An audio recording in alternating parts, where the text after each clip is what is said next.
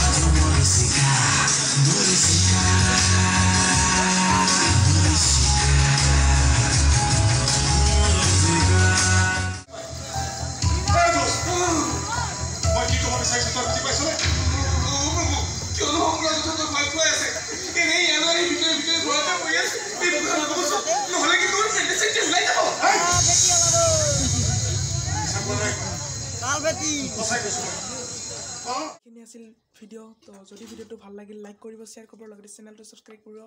আজিলৈ Tata, bye bye.